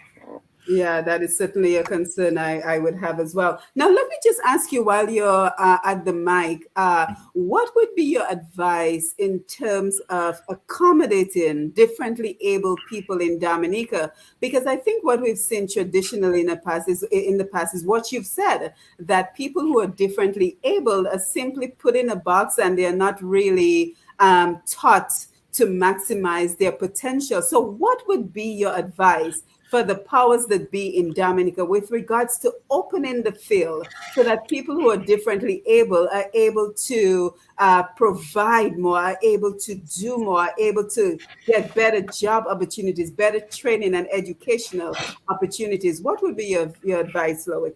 Well, I believe that it starts with, as you said, it starts at the top. So a lot of things, some of which I think can be done, would include trying to get training other individual who are already skilled in, for instance, different trades and so on, or what you, as for instance, you were speaking of education, as a primary example that I gave earlier was with Birian, when they stated that when they took one of my teachers who actually went to study for Braille and then came back and taught me Braille. So that's a form of that's one of the, a lot of institutions, educational or employment or financial, whatever other institutions in Dominica may be able to acquire resources, or may already have the resources, may just need to tap into those resources to get special trainings, or special forms of technology in certain, like for instance, if you would at a bank were to attempt hiring a blind let's say teller, you would look do the, as a bank, is you would a blind seller would come to you and apply. The blind seller would come to you. More than likely, I as a blind seller would have to come to you with all the information as to, okay, here I'm a blind seller, but there's this and this software that I am able to use to do what I do, and so on and so forth. And the bank would have to then look into that, research into that, and see how they can then implement these various, whether it's a screen reader or whatever it is, into that software, into the system to accommodate that employee. And at the end of the day, you can always, very easy as a business person to look at these things as liabilities, but at the end of the day, we there are costs and benefits for everything. You cannot incur, you cannot reap without sowing. You cannot expect your business cannot grow if you choose to, you know keep your funds so close to your pocket for things that would possibly elevate your company in heights that you may never even vision. So Right. these are things that I look at when I look at ways that Dominica could advance into incorporating people as myself. Right. And I also think it speaks to it in the same way that we have the Americans with Disabilities Act in here in the States, that we need something similar to protect people who are differently able in Dominica so that their resources are not simply put to the side and they're not limited. So, Zidane, as we come to you, what are your concerns as a young man from Dominica, and you look around and you see, a number of murders have recently occurred and lack of opportunities that a lot of the young men are on the block, not being completely engaged. What are your concerns and what is your advice? My concern for one is just the youth in Dominica. They don't have anyone to look up to. For one, me being from River Street, I think everyone know that River Street has a reputation. I think in my generation, I think I'm the only person that I grew up with in my area who went to university, and that just speaks volume. And it also speaks volume in regards to no one is going to the youth and finding out what they want to do. Growing up, I always knew primary school, high school, the quote unquote smart students did sciences, and that is an ideology that just needs to be thrown away. I did sciences, and I am in no way, shape, or form want to or will ever go back in the science field because that's just not my passion. I think that a lot of the young individuals are led astray because the people in position just don't take the time to understand the youth's passion. I Right. think if you understand someone's passion, you're able to help them, you're able to lead them into the right career. Because, like Mr. Joseph rightfully said, there are a lot of fields in which you could pursue your education on. Um, so I believe that leading the individuals into the careers that they want to have. Right now, I started a practice in Houston, Texas, as a financial planner, Good for contracted. you. Thank you, contracted under Northwestern Mutual. And when I was in high school, in no way, shape, or form would I have ever thought that I would be in the finance realm. Although that is where my heart has always been. So just understanding the youth's goals, their visions, where they want to be, where they want to pursue. Because a lot of careers in Dominica that people look down upon, they could be thriving businesses, carpenters, masons. I mean, we have a stigma in Dominica to where when you look at prestige when it comes to doctors, lawyers, no, we need to throw that away. We need to definitely grow from that stigma and give the young individuals a chance to grow in whatever they want to pursue as well. Yeah, and Simeon is smiling because we've had this conversation before, and it's a very important one. But Zidane, let me stay with you for just one more minute. And Samantha, I'm coming to you. Samika had to leave, unfortunately, but we're still going to continue this conversation because this is such an important conversation. So, Zidane, why was it different for you? Why weren't you not another one of the River Street boys who just followed the path? What broke you out of that mold to put you on a different trajectory? Because that is whatever formula you used to escape that environment, we need to duplicate that formula, not just for River Street, but for every community in Dominica where we have way too many young men who are on the block being idle and not really having a productive life. So, what did it for you? Just to reiterate my point, someone to just lead you. The person who led me was my mother, Gina Paul, Right. who is a teacher, primary school teacher at St. Martin Primary, and she was a person who just made me understood that hey, you need to find a passion. What do you? My mother always used to ask me, "What do you want to do? Mm-hmm. What do you want to do?" As a young individual, you're growing up.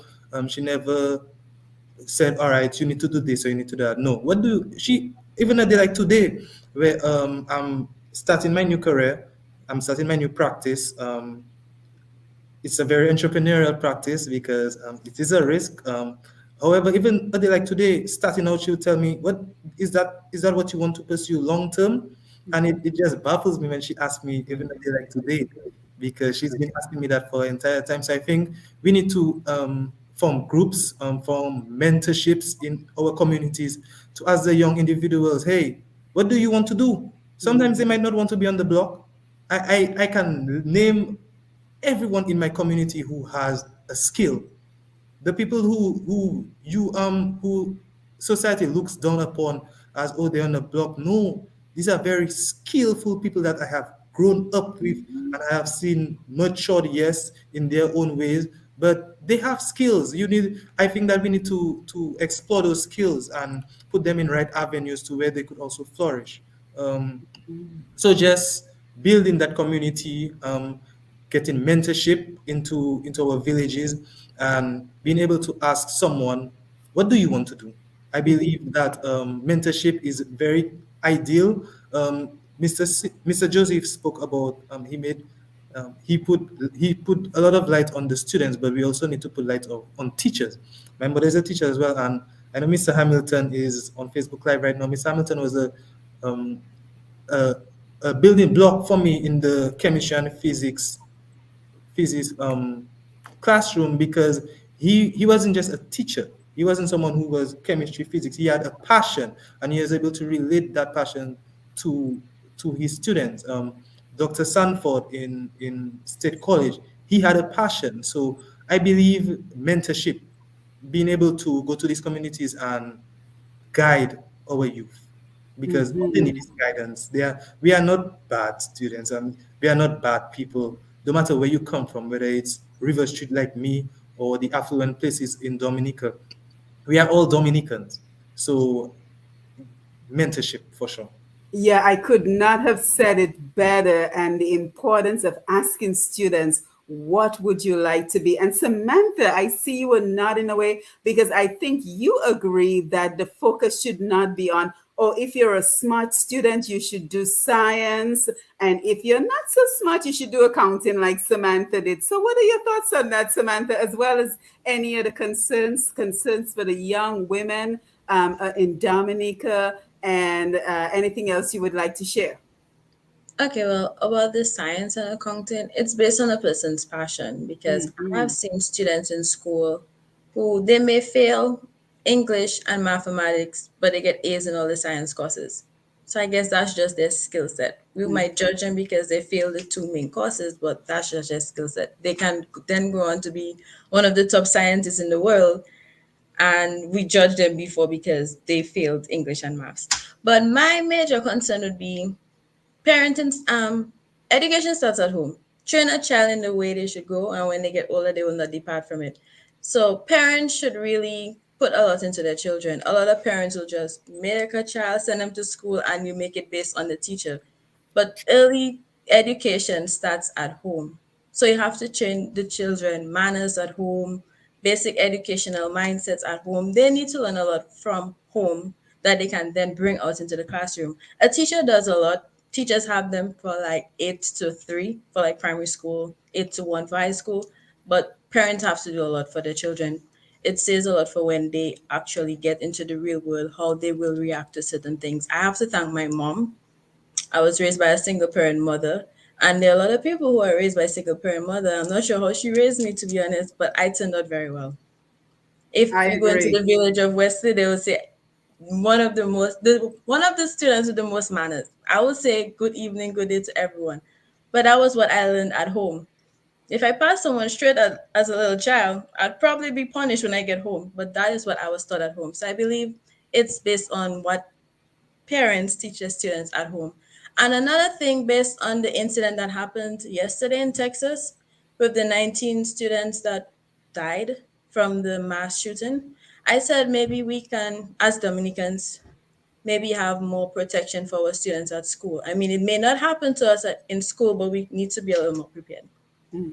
I agree. And Samika, we want to come to you, but Simeon has to leave us in a little while. So I just want to come over to you, Simeon, for your final thoughts, anything you want to comment on before you leave us. And again, I want to thank you for always being readily available as our educational consultant to kind of just come on and give us some perspective and add more body to this conversation. So some of your final thoughts, Simeon, before you leave us this evening. You're muted. Okay, well, first of all, Simone, again, I want to congratulate Samika, Samantha, Zidane. Are you named after the footballer Zidane? Yes, I am. Okay. And Loik, Also, apologize. Just to correct you, it's Loik. Oh, Loik. My Yes, why apologies. would Yes, I? But I should be the last person to mispronounce that, I've right? been cringing all evening. I apologize. I wanted to say Oh, something earlier. sorry. Well, thanks most certainly for that intervention. And Loik, I mean, I should be the last person to forget that, right? Exactly. So, but nonetheless, congratulations to you guys. I'm very impressed with you. I think there is great hope for Dominica. There's great hope for the world by you all pursuing your education and for succeeding. Samika being Student of the Year, Loik for your outstanding achievements in life, and Zidane and Samantha. And Samantha, I just realized I know you. I didn't know why I said I didn't know you. I threw my mind back.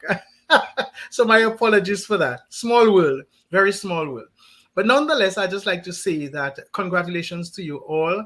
The sky is the limit.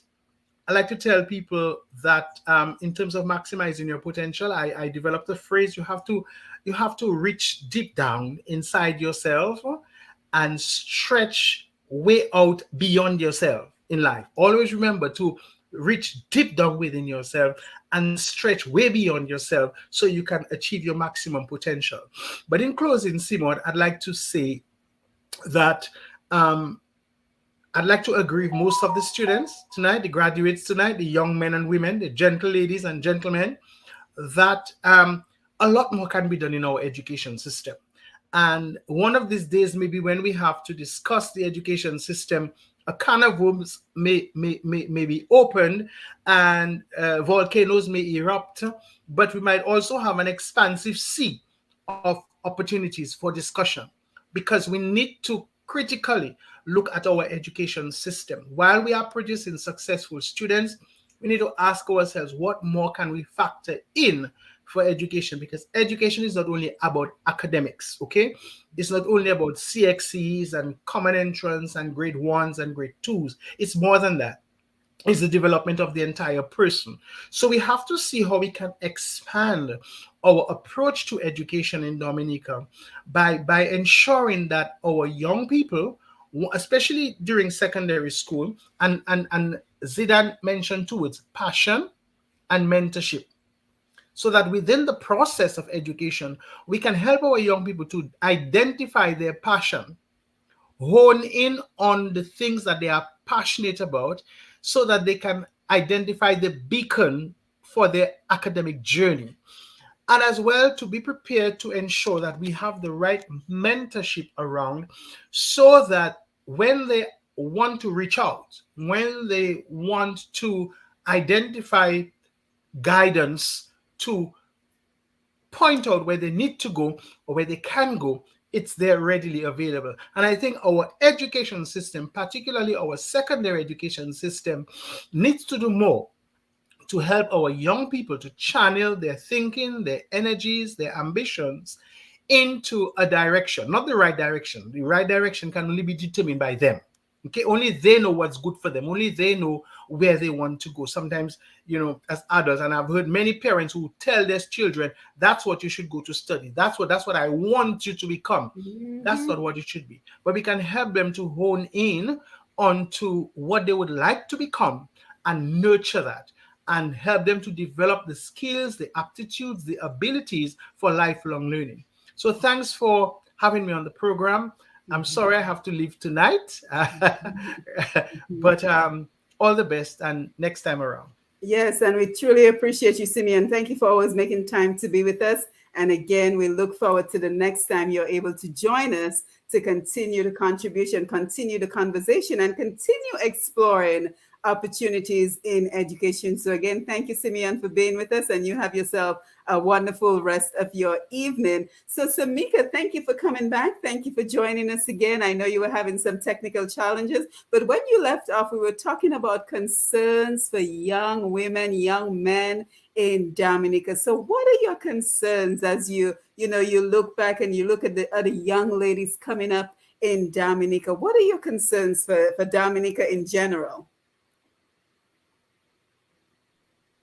Okay, in general, I know there is, well, around the young generation, we say, oh, we want to be our own boss, right? We want to open our own business, we want to be entrepreneurship. So we have this stigma that we should not pursue academic, we should not further our academic education. And I have friends, close people around my age group who have said that. And I just want to encourage people that education is essential. Not only as a skill or stuff, but when you go through universities, as I said, it has changed me. It has matured, not only in the classroom, but outside of the classroom. So I encourage young people, please, to further your education, not just because you want to be an athlete or or open your business, that you should just throw in the towel. And also, I want to stress, I know, Loik, from a psychological perspective, in Dominica, we tend to shove it aside, oh, you should not open up about your feelings. And as young people, we suppress our certain emotions, and then after we explode, we combust, because therapy, is not really in our culture in the Caribbean. That's the reason why it has so much murder and stuff like that. These are underlying issues that we need to address. And as you said, it is murder. Now, allegedly, we have no idea what led up to that. As it said, it has something like intent. So I believe that that is something we should really look at. And as the dean said, it also has to do with mentorship and skills. Not everybody, I know I said that you should pursue your education, but not everybody is academically inclined. However, you can pursue a skill. It have people that are good in engineering, mechanics, and I think in college it also have a program where you can actually do that. A DSC, I'm not totally sure, but there are universities and schools out there that are also employing that. You can get a certification and you can find legal means of earning an income. So I encourage young people that it's never too late to give up on your dreams, and school age is nothing but a number. It's never too late. You can still do it. So not only young people, but the older generation, I know I have met people, even people I graduated with. There was this lady in my criminal justice field. She started school in 2005 and she graduated in 2022. She graduated this year. And I was inspired by her story because she typed in our group chat and she was like, oh, she's so proud of an accomplishment. And that just proves that you can never give up. And I just want to encourage people in Dominica. I know we have this it's thing that, oh, well, my time passed, or I too old for school or stuff like that. It's never too late. You can, and if you put your mind to something, you can accomplish it. Yeah, So thank a you for lot that. of Okay. Yeah, I think we have a call coming in. And then, guys, we want to come around the table just for your final thoughts as we wind down for the evening. So think about your final thoughts. Lammy, yes, we will take the phone call. Yes, caller, please go ahead. Yes, Lambi. I called earlier. It is really, an eye opener. I think for young people in Dominica to hear these young graduates, and the experiences that they have had going to college and university. And I just want to give kudos, especially to, is it Loik who has the disability? Yes. Right. Um, Whoever his parents are, I'm sure that they are overjoyed by his accomplishment. He has really broken that barrier, that stigma that we have in Dominica where we look down on, people with disabilities. I believe that he should be embraced by this present government because to me, he's an asset to Dominica and a role model to the young people.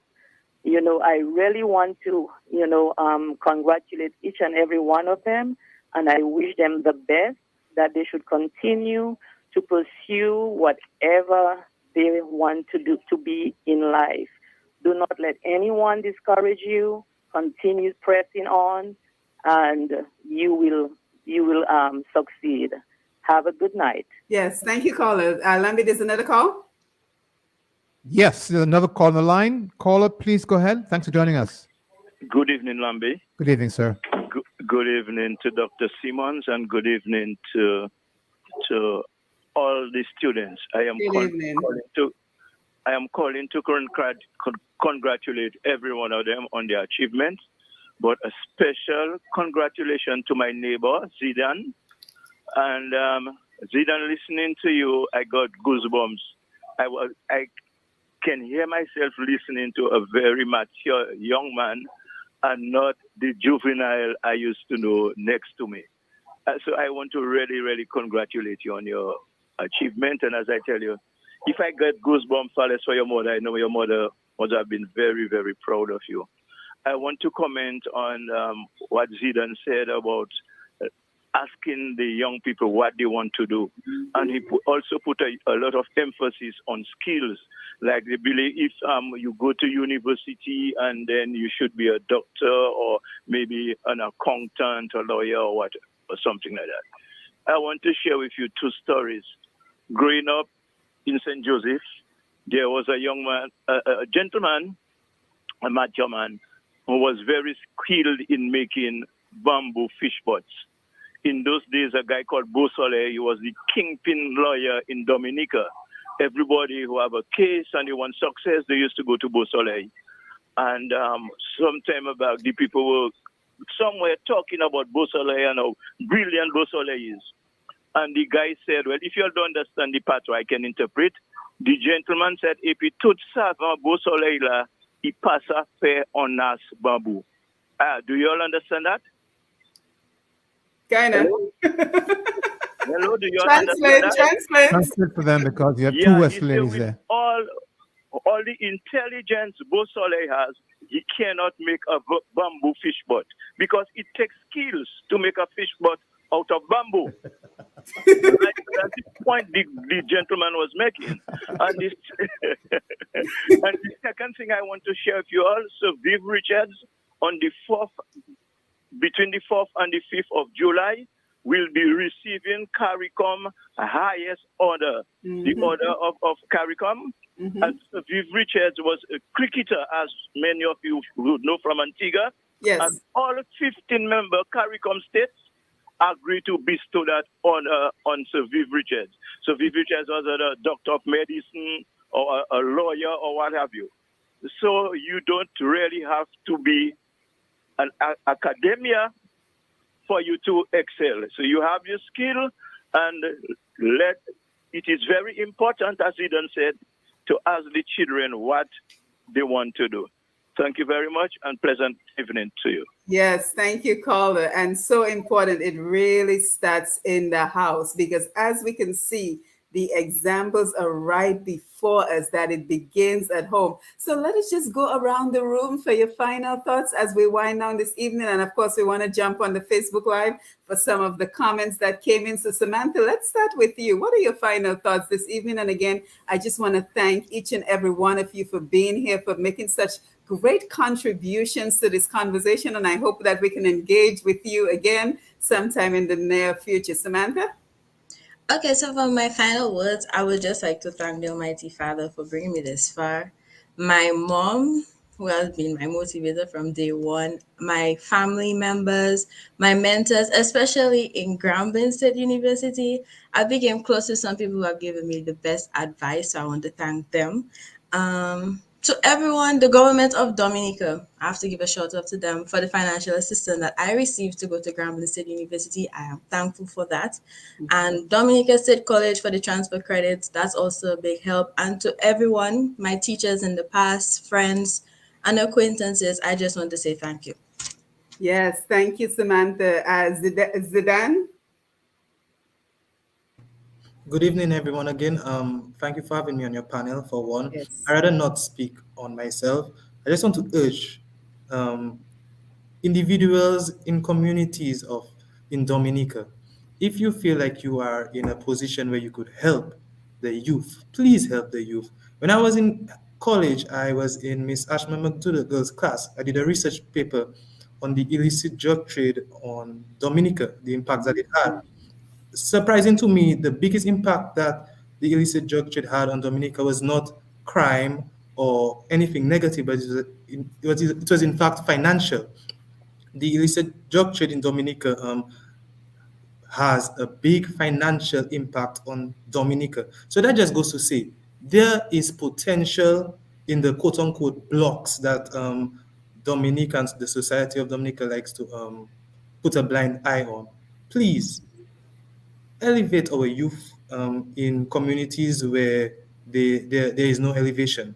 Because believe you me, it is a struggle growing up in these communities, but there are potential. So please do not turn a blind eye on our youths, especially those who are not in who are in communities that you tend to throw a blind eye on, like River Street, where I grew up. Thank you very much. Thank you so much, Zidane. Thank you for that. Loik, your final thoughts? Yes, good evening, everyone. I would just, like to also take the road of not necessarily speaking on myself, but I would like to urge Dominica as well to be very have an advocacy stop, be very mindful of the advocacy levels of the disabled community, because this is a we're, right now we're in 2022, we're in the 21st century. A lot of things have changed. A lot of the old stigmas and the old views need to also change, and a lot of work needs to be done. A lot of work has been, attempts, talks have been made for years in the past of works beginning to be done or thinking of being started. But let's no more just start speaking, or let's stop speaking and let's start acting towards a change in regards to being a more inclusive society, especially as it relates to persons with disabilities. Thank you so much, Loik. Thank you for that. Samika, your final thoughts? Okay, my final thoughts. Thank you for having me, first of all. Thank God for everything. And I just want to reiterate that if you are given an opportunity to pursue an education, please take it. Please take it. I know Zidane stressed about your skills and stuff like that. But even if it's a free, like, to pursue your further in your education, especially in the thing that the government has going on. I was also a recipient as Samantha, and thanks, shout out to them. I would also encourage people, even though it might not be something you learn in the classroom or out of the classroom, you will learn something, guaranteed. You will further your character, develop your mind, become mature, be independent, and it opens you to a new diversity, a new culture, especially in the United States. As Mr. Joseph said, there's way more than just Dominica. There's a whole lot of opportunities out there. So Once Well, again, thank you. thank you, thank you, Zidane, thank you, Loik, thank you, Samantha, thank you, Samika, Simeon, thank you, everyone, for being here. And so, Dominicans at home and abroad, here you have it, our human resources on display. So, I think we have a lot to do with regards to being able to tap into these young people. And I certainly like what Zidane said in terms of asking our young people, what are you interested in, rather than trying to cajole them into particular fields and then having them reject what you're trying to push them into. Did you want to say something, Amsterdam? I'm sorry, just one more point. Yes, Very small please. point. I'm glad that, first of all, Mr. Senval, thank you. I'm glad that Mr. Senval posed a question, the caller that just called. There are 4 young individuals here right now, graduated from the island of Dominica. He asked to translate a phrase that he said in Patois. If you realize none of us were able to translate, please Oops. do not kill Patois language. I'm from Roseau. I was not fortunate enough to learn the language. Please, the individuals from Dominica, the grown-up folks who know the language, please pass it on to us, pass it on to the youth, because I do not want that language to die. Right now, in my older years, I'm picking up on some words, but I wish that I would have gotten the opportunity to learn that language from a very young age from grown individuals in my community, in my home especially. So please do not let patois die. Thank you. Yes, thank you, Zidane. And it's so interesting that you said that, because we actually do a Creole program on Facebook Live. So please be sure to follow Push Past 10 on Facebook so you can join in the conversation. And the thing about Creole is the more you speak it, the easier it becomes. So I think most of us actually know the language, but we just feel a little bit embarrassed to try to speak it because we're afraid that we may not sound right or it may not come out right. So we actually know a lot more of Creole than we do. And I learned Creole on Facebook Live. So don't forget to follow Push Past 10 so you can be a part of that conversation as well. So thank you everyone for being here. Let us go over to Facebook. Of course, we want to thank our Q95 listeners who join us on the radio. We want to thank the Q95 family. Lamby, thank you for taking the calls. Sherwin Norris for keeping us connected. Mr. G and the rest of the family. Let's see. Facebook. Catherine says, in my opinion, Dominica has no opportunities for these young graduates. They will be better off finding employment where they are. Sean George, nice to see you. Let's see who else is here. Glenda Shillingford, always lovely to see you. Adrian Green, good night. Nice to see you, Adrian. Let's see who else we have. Catherine says they will not return because after spending so much money for their education, when you return, you can't find a job, or the one you get, the pay is too low for your qualification. Mr. Hamilton says, oh, go have to shake their pampalam. Oh, Lord, I'm just reading the messages. To those, I won't use that word, in government, get a job. Young people, stay where you all are. David Joseph, good to see you. Very interesting piece of information by Mr. Joseph, because recently similar sentiments were expressed by Dr. Thompson Fontaine about our students not wanting to come back home after studying abroad.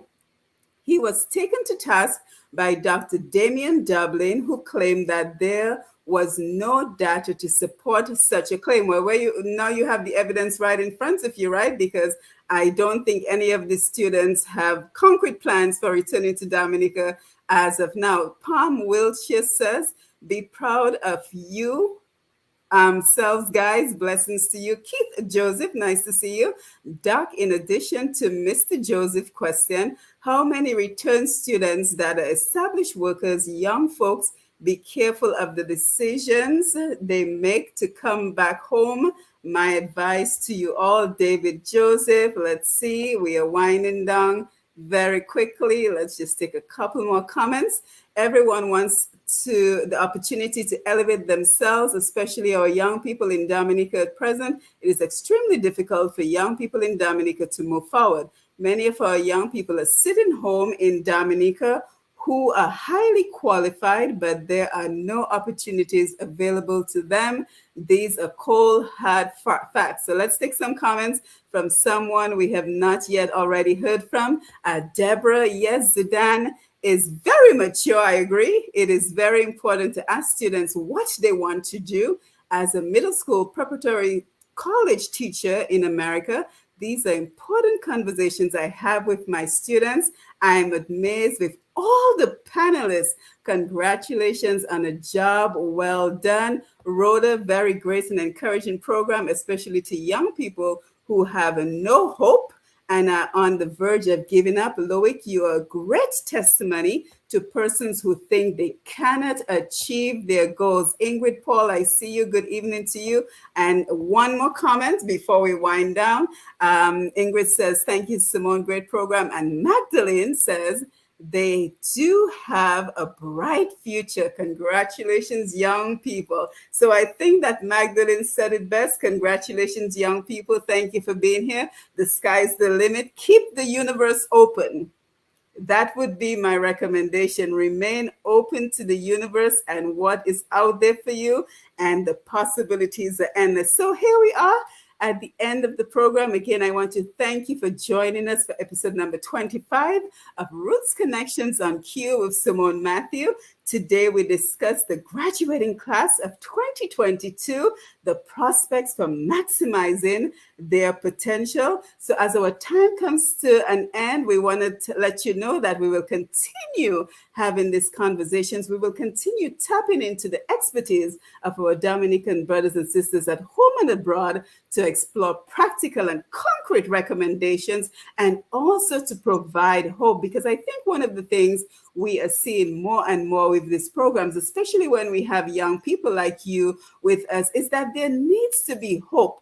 Our young people need to know that there is an opportunity, there is a possibility that their lives will be able to move forward in a positive direction. So again, we want to continue to encourage you to be on q95da.com, where you can listen to the programs, you can watch the programs, and also don't forget to follow Q95 FM Radio on Facebook, YouTube, and of course, Push Past 10 on Facebook. So again, thank you everyone for being here, and we can all unmute our mics as we say farewell. Good evening. Thank you, Lambi. And everyone have a wonderful night until we meet again. And by the way, the next episode, June 8th, I will actually be in Dominica. Yay! So I am looking forward to engaging with maybe some folks, maybe on the topic of sustainable development, but we will see how it all works out. So again, unmute your mic and good night, everyone. Thank you for being here. It was a pleasure. Great program. Thank you so much. For the panel, Thank you. listeners, thank you very much. Yes, thank you guys. Have a good night. All right. You too. Okay. Good night. Bye-bye. Joe! Rastafari.